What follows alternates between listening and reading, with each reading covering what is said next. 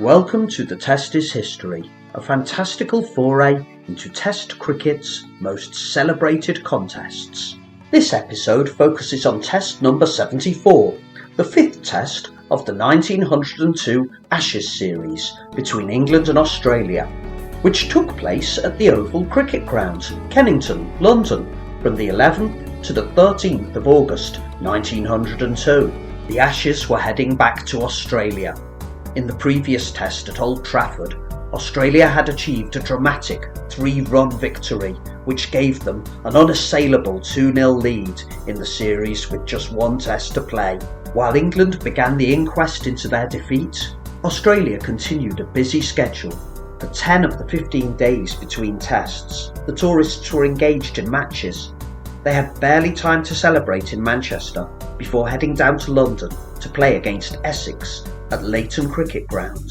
The day after that match ended in a draw, the Australians were at Hove playing Sussex. That match was also drawn, and 2 days later the tourists made their way to Cardiff Arms Park to play a match against the combined team Glamorgan, still then a minor county, and Wiltshire. Warwick Armstrong excelled with the ball, taking 7 for 36 to help the Australians to a 6-wicket victory. 2 days on, and they were in Southampton playing Hampshire. Monty Noble hit a century and took 7 wickets as the Australians won by an innings and 79 runs. From there, they headed back to London for the finale of the Ashes series at the Oval. England made 3 changes for the Oval. With the need to reinvigorate the batting lineup, the international career of the veteran Bobby Abel, known as the Governor, came to an end. He was replaced in England's top order by his Surrey teammate Tom Hayward, another established Test batsman. Poor Fred Tate, who had dropped a vital catch and been last man out in the fateful defeat at Old Trafford, was also omitted. Instead, England recalled Yorkshire's famous all-rounder George Hirst, who, like Tate, was a medium-fast bowler but a far superior batsman. KS Ranjit Singh's poor performance in the previous test brought an end to his test career. Skipper Archie McLaren was in little doubt of who should be picked, none other than the batsman known as the Croucher, Gloucestershire's big hitter Gilbert Jessop. However, England's selectors were less convinced by Jessop. Indeed, it appears chairman of selectors, Lord Hawke, was even considering picking himself. But Lord Hawke suffered a thumb injury during a county fixture for Yorkshire when facing the bowling of Surrey's Tom Richardson. Consequently, McLaren got his way, and England called up the Croucher.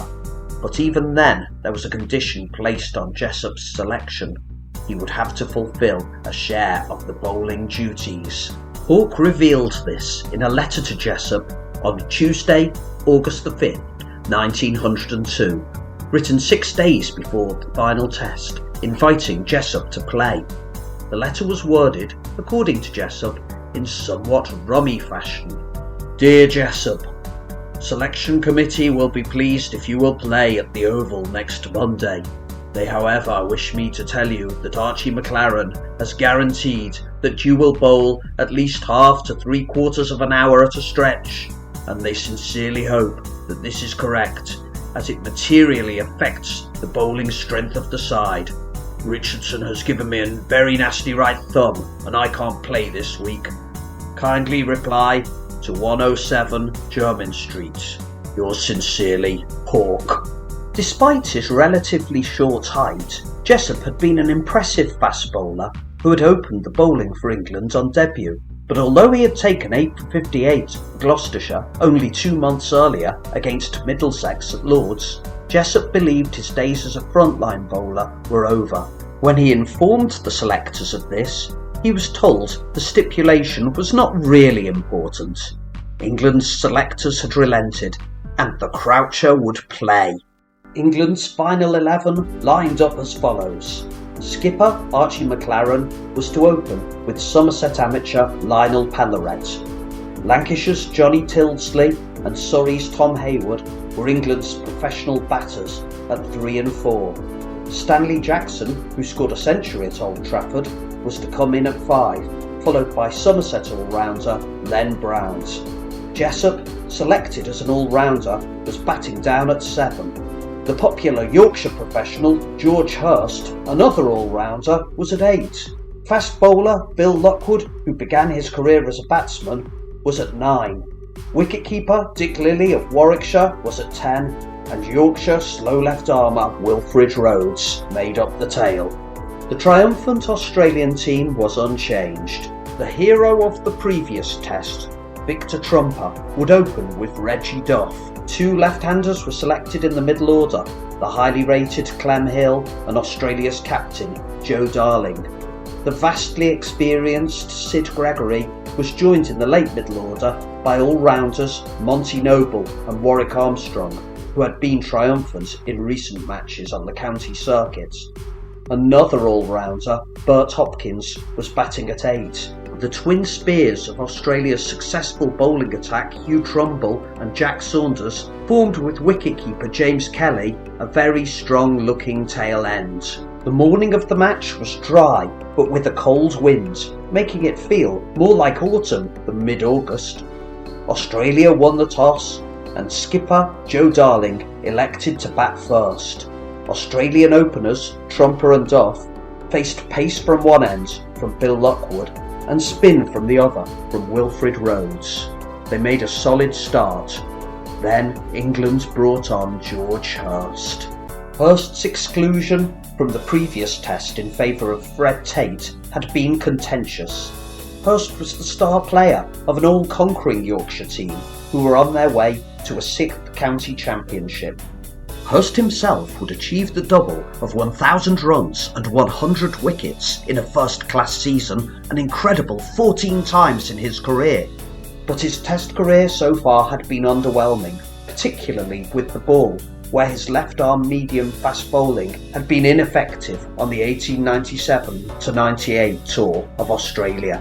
On return from Australia, some wondered whether Hirst's bowling career might be on the wane. In the winter of 1900 to 1901, he developed a late in-swinging delivery, which was hugely effective in English conditions. Hirst's swerve ball was estimated to move as much as 4 feet between the wickets and rejuvenated his reputation as a bowler. In the first test of this series, he had helped skittle Australia out for a record low 36. Now he accounted for Reggie Duff, caught by Lilly, for 23.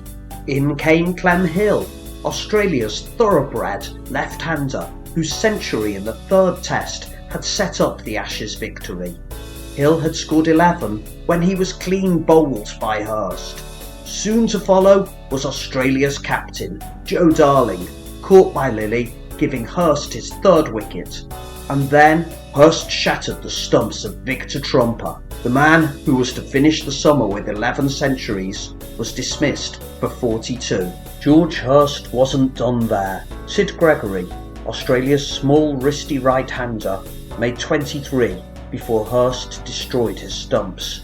George Hirst, left out at Old Trafford, had taken the first 5 wickets of the Australian innings. George Hirst was probably the greatest all-rounder in England. Monty Noble was possibly the greatest all-rounder in the world. He was joined at the crease by Warwick Armstrong. As a batting duo, they would have been confident. Less than 2 weeks earlier, they'd shared a 428-run partnership, with Noble scoring a career-best 284. This time, their partnership fell just short of 50, when Armstrong was bowled by Stanley Jackson for 17. By then, Monty Noble had made his half-century, but just 1 run after Armstrong's dismissal, Noble was gone. It was F.S. Jackson again, who caught and bowled him. Australia were 175 for 7. Australia's champion bowler, Hugh Trumble, came to the crease.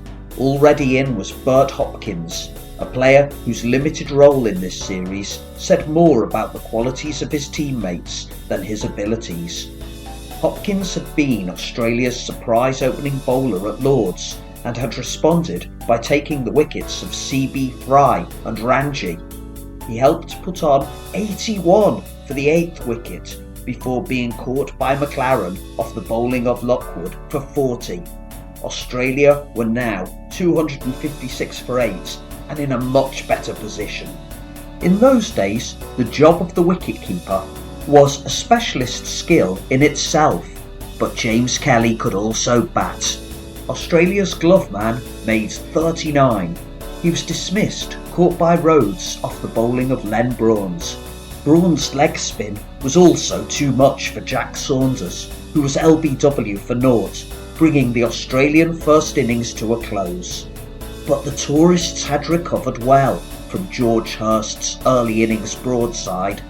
Their first innings total was a very competitive 324, thanks largely to their lower order, led by Hugh Trumble, who had top scored with 64 not out. That was the end of the first day. Then it rained. England had to bat on a sodden wicket. They were also disrupted by play being suspended for bad light. Wilfred Rhodes commented that some in the England dressing room considered it to be as good as giving Australia an extra player advantage. After being Australia's best batting performer, Hugh Trumble now led their bowling attack in conditions perfect for his skills. His efforts showcased a cricketer at the summit of his powers. England's openers were the amateurs, Lionel Pallaret playing in his second test and skipper Archie McLaren. Trumble's medium-paced off-cutter soon had Pallaret bowled for 20. McLaren had been the more watchful opener, but this strategy was to little avail as he was caught by Armstrong off Trumble to leave England 36 for 2. He had taken 50 minutes to make his 10 runs. England's number 3, Johnny Tildesley, was joined by Tom Hayward, called up to the side for the first time that summer. But Hayward became the latest experienced batsman to be flummoxed by Hugh Trumble. He failed to contribute to the 26-run third wicket partnership, scratching around for 20 minutes before being clean bowled by Trumble for a duck. Stanley Jackson was next to go for 2, also caught by Armstrong, but this time from the bowling of Jack Saunders.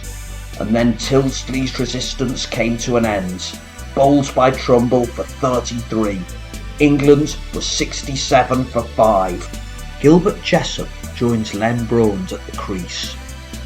If Jessop had been selected as an all-rounder, he'd certainly not fulfilled his bowling obligations, managing just 6 overs without a wicket in Australia's first innings. He was next to hear the death rattle of his stumps being removed by Trumble's bowling. Jessop was out for 13 to leave England 83 for 6. England's gamble on the croucher had backfired. While Jessop's selection as an all-rounder might have been wishful thinking on the part of England's selectors, George Hirst's credentials with both bat and ball were firmly grounded in reality. The man described by Lord Hawke as the greatest county cricketer of all time was next in and scored 43 of a 54-run partnership with Len Braun's before he was caught and bowled by Trumble. It was Trumble's 39th catch in Test cricket, taking him past a record set by W.G. Grace. Hirst's wicket meant England were 137 for 7. They had avoided the follow-on, but were still almost 200 off Australia's target. Bill Lockwood attacked the bowling and almost immediately gave an early chance to Australia's Clem Hill, who was fielding in the deep, but that was spurned. Lockwood then showed further resistance with 25 before Noble caught him off the bowling of Saunders. Somerset all-rounder Len Braun had quietly accumulated 22 but now became Trumble's next victim, caught by Clem Hill. England's wicketkeeper Dick Lilly followed without scoring. The magnificent Hugh Trumble had finished with 8 wickets for 65, skittling England out for 183 and giving Australia a commanding first innings lead of 141. They began their second innings at 3:45 on the second day. Australia's Victor Trumper had already scored 8 centuries on his tour of England, including one in the previous test at Old Trafford to set his team on their way to Ashes victory. Since then, he'd got one in each innings against Essex at Leighton. He now went out to bat alongside Reggie Duff, knowing that another big score would put the match beyond England. Almost immediately, Australia were given a reprieve when Duff was uncharacteristically dropped by George Hirst off the bowling of his Yorkshire teammate Wilfred Rhodes. Memories of the previous test and poor Fred Tate's unfortunate dropped catch came flooding back. Would the man who'd replaced him, George Hirst, face a similar humiliation? Australia was 6 for no wicket when Trumper played a ball from Lockwood to the off and called for a run.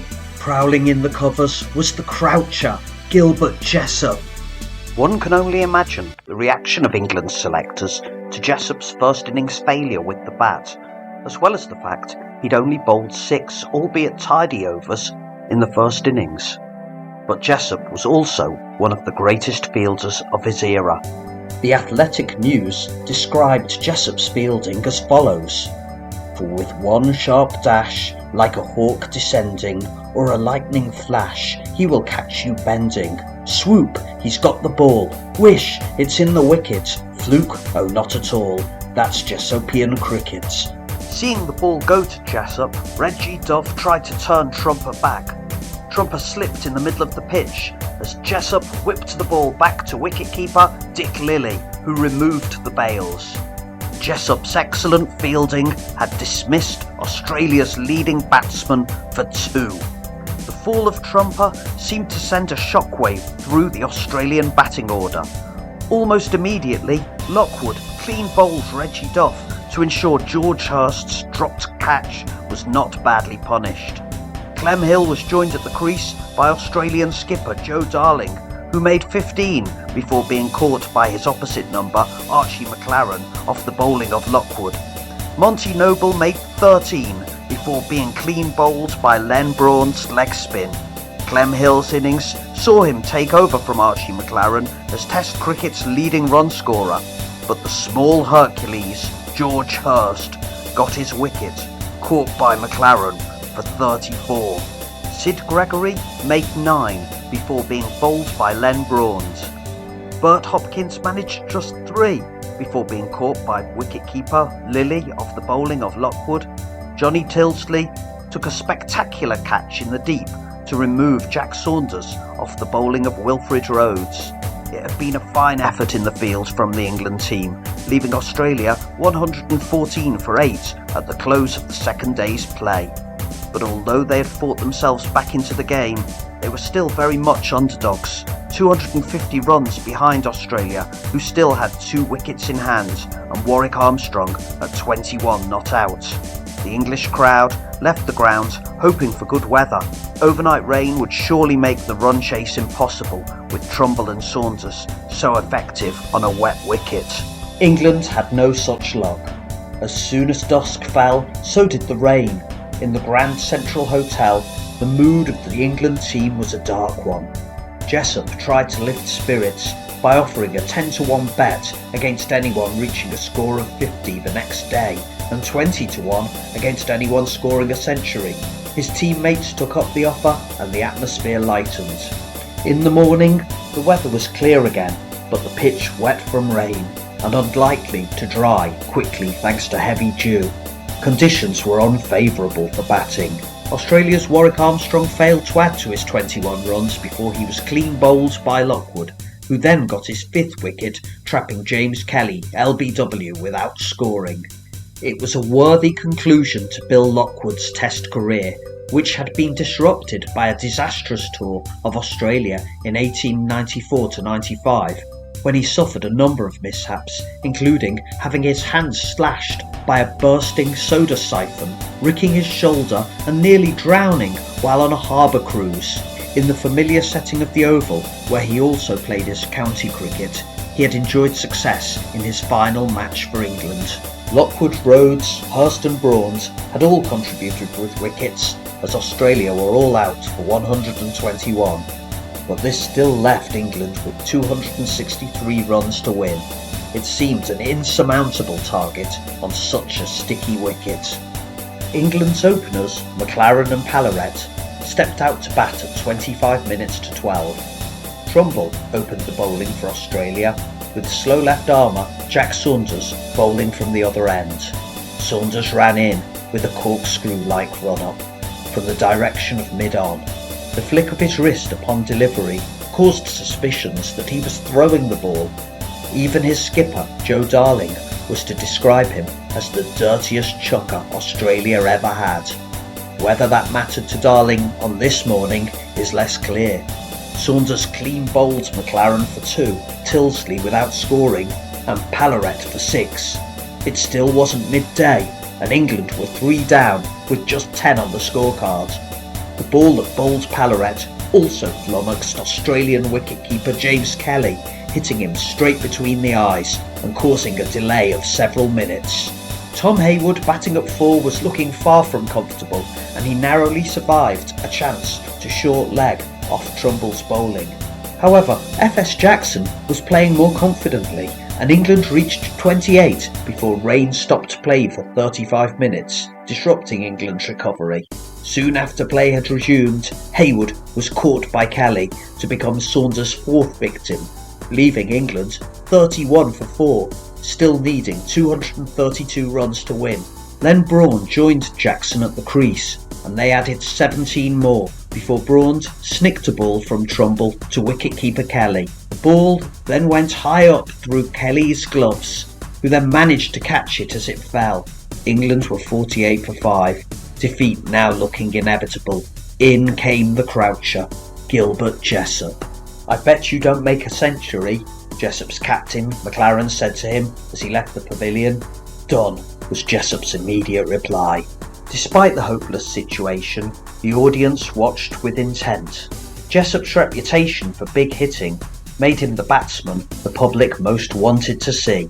His nickname, the Croucher, came from his low batting stance. He was small but strong and the subject of many a verse. Cricket poet Ralph D. Payne described him as follows: "At one end stocky Jessop frowns, the human catapult, who wrecks the roofs of distant towns when set in his assault." While the Oval crowd eagerly anticipated fireworks, the gravity of England's situation caused a conflict. No one wanted to see a wicket carelessly thrown away. But Jessop was in no mood to wait around. Beginning at a rate of over a run a ball, he scored freely off Jack Saunders. But although he was going quickly, those who had seen him play for Gloucestershire, Cambridge University or London County might have considered this a relatively cautious Jessop innings. The cowshot, for which he was famed but had also got him out in the past against Trumble's off-breaks, was conspicuous by its absence. Jessop had driven Saunders for another 4 when at 22 he gave Australia a chance. Dashing down the wicket, he missed a low ball. Fortunately for Jessop, so did the wicketkeeper Kelly. Jessop was now taking calculated risks. The next ball he hit over the head of 6'2" Warwick Armstrong, fielding at cover point, for 4. Shortly afterwards, a shot towards long on was almost caught by Trumper. England reached lunch at 87 for 5. Jackson had batted responsibly for his 39 not out. Jessop maybe less so for his 29, but crucially he was also not out. 18,000 spectators watched on as the pavilion bell signalled the afternoon session. Jessop added to his score with a late cut for 4 before 4 byes brought up England's 100. But FS Jackson was now looking unsteady. He sent a chance towards the slips, but it was not held by Trumble. Despite being watchful towards Trumble's bowling, Jessop continued to make the runs, cleverly sending a shot through the slips to run 5 to the chagrin of Jackson, who didn't seem to appreciate having to run at such speed. Jessop reached 50 out of a stand of 70 in 43 minutes. At the other end, Trumble was causing Stanley Jackson problems. Another chance went to the slips, this time being missed by Warwick Armstrong. Jessop laid into the bowling of Jack Saunders. He hit 17 off him in 1 over. Saunders, who had now lost his length, was taken off. England were 145 for 5. Warwick Armstrong began to bowl his leg breaks from the Boxall end. Armstrong's slow leg theory tactic, bowling to a leg side field, was often successful in stemming the flow of runs, but Jessop simply stepped back and played a cut shot to the vacant offside. He was now batting with little fear and hit through the leg side cordon for 4 more, but at 157 Australia removed F.S. Jackson, caught and bowled by the long low hands of Hugh Trumble for 49. The stand of 109 had been predominantly from the bat of Jessop, who in the words of Jackson was now going like a steam engine, but Jackson had provided valuable support. In came Jackson's Yorkshire teammate George Hirst. Almost immediately there was a confident LBW appeal, but Hirst was given not out. Jessop then attacked Trumble with 2 big drives which went into the pavilion. In those days, such shots, which didn't exit the ground, only counted for 4, not 6, leaving Jessop on 96 not out as he faced the bowling of Armstrong. A cut for 4 brought Jessop his century. He'd batted for only 77 minutes, an Ashes record which remained in place for the rest of the century. The crowd cheered, hats were thrown in the air, and handkerchiefs and mufflers waved in celebration. Harry Dutton poetically paid tribute to Jessop's innings with the following verse. To every corner of the green he drove his mighty power, and turned despair to hopefulness in one brief fleeting hour. But amidst the euphoria there was still a match going on. That fact was soon to become clear. Jessop had scored 4 more when he swept Warwick Armstrong high behind square leg and into the safe hands of Monty Noble. Jessop was out for 104. England were 187 for 7 and still 76 runs from victory. Hirst was joined by Lockwood and they guided England past 200. The crowd was now 22,000 strong, with news spreading of England's comeback. Trumble began to bowl from round the wicket. He had Lockwood trapped LBW for 2 and England were 214 for 8. 49 short of victory. In came wicketkeeper Dick Lilly, batting at 10. Jack Saunders rejoined the Australian bowling attack and chances came thick and fast. At 219, Lilly nearly played onto his wicket. 4 runs later, Trumble almost had him caught and bowled. But George Hirst was now playing with authority. He cut Saunders for 4 and the score went to 230, 33 runs to win. Lilly then attacked Trumble. He drove him once for 4, but on attempting the same stroke again, he lifted it high. It fell into the grateful hands of Australian skipper Joe Darling at deep mid-off.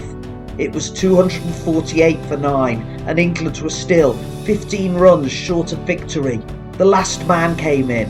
It was Wilfred Rhodes. He joined his fellow Yorkshireman George Hirst at the crease. Hirst and Rhodes were both born in the small Yorkshire town of Kirkeaton. They had played club cricket together. Hirst had already become the popular hero of Yorkshire cricket when he advised Rhodes, 6 years his junior, to apply for a county trial. In the Yorkshire dressing room, he would affectionately refer to Rhodes as young Wilfred. Whether the more introverted Rhodes appreciated this reminder of his rookie status remains unconfirmed. But at this moment, Wilfred Rhodes must have felt history repeating itself.